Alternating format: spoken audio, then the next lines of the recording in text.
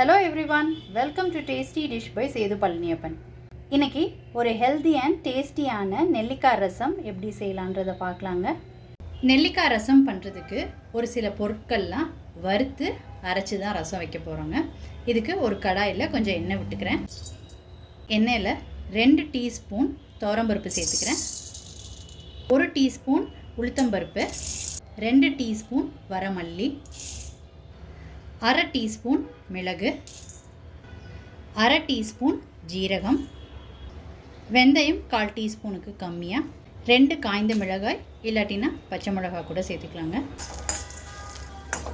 எல்லாத்தையும் சேர்த்துக்கிட்ட பிறகு அடுப்பை ஸ்விட்ச் ஆன் பண்ணிவிட்டு ஃப்ரை பண்ணிக்கோங்க. லோ ஃப்ளேமில் வறுத்துக்கோங்க. கலர் கொஞ்சம் சேஞ்ச் ஆகட்டும், கருக விட்டுறாமல் வறுத்து எடுத்துக்கோங்க. இதில் ஒரு கொத்து கருவேப்பிலை, இந்த அளவுக்கு வறுபட்டது போதுங்க. இதை ஆற வச்சுக்கலாம். எடுத்து வச்சுருந்த 3 நெல்லிக்காவை கொட்டையை நீக்கிட்டு கட் பண்ணி வச்சுருக்கிறேங்க. அதை ஜாருக்குள்ளே சேர்த்துக்கிறேன். 1/4 கப்பு தேங்காய் சேர்த்துக்கிறேன். இதை பல்ஸ் மோடில் ஒரு தடவை கிரைண்ட் பண்ணி எடுத்துக்கலாம். இந்த மாதிரி அரைச்சி எடுத்துக்கிட்டாச்சு. வறுத்து வச்சுருக்கிறத இதோட சேர்த்துக்கிறேன்.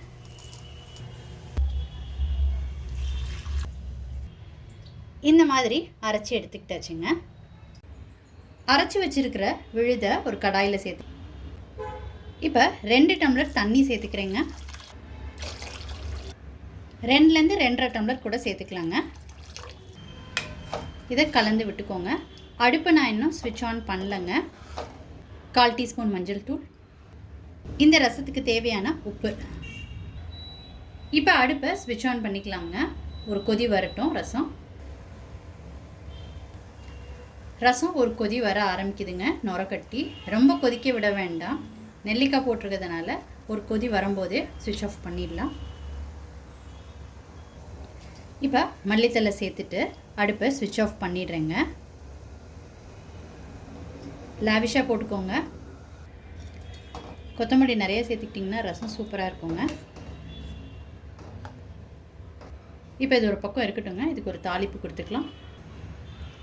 ரசம் தாளிக்கிறதுக்கு ஒரு கடாயில் எண்ணெய் விட்டுக்கிறேங்க. எண்ணெய் சூடானதுக்கப்புறம் இதில் கடுகு,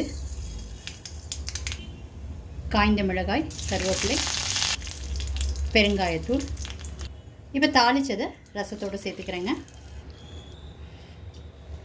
நெல்லிக்காய் ரசம் ரொம்ப சூப்பராக ரெடி ஆயிடுச்சுங்க. ரொம்ப சிம்பிள் அண்ட் ஈஸி ரெசிபி தான். உடம்புக்கு ரொம்ப நல்லதுங்க. இந்த மாதிரி ரசம்லாம் செஞ்சு சாப்பிடும்போது இதை நீங்கள் சூப் மாதிரியும் குடிக்கலாங்க. சாதத்தோட பிணைஞ்சி சாப்பிட்டீங்கன்னா ரொம்ப அட்டகாசமாக இருக்குங்க. நீங்கள் இந்த ரெசிபி கண்டிப்பாக ட்ரை பண்ணி பாருங்கள். ட்ரை பண்ணிவிட்டு உங்களோட கமெண்ட்ஸை சொல்லுங்கள். உங்களுக்கு இந்த ரெசிபி பிடிச்சிருந்துச்சுன்னா லைக் அண்ட் ஷேர் பண்ணுங்கள் உங்கள் ஃபேமிலி அண்ட் ஃப்ரெண்ட்ஸ்க்கு. Tasty dish by Sethu Palaniappan சேனலை சப்ஸ்கிரைப் பண்ணுங்கள். நோட்டிஃபிகேஷன் பெல்லை கிளிக் பண்ணுங்கள் for more videos. Thanks for வாட்சிங்.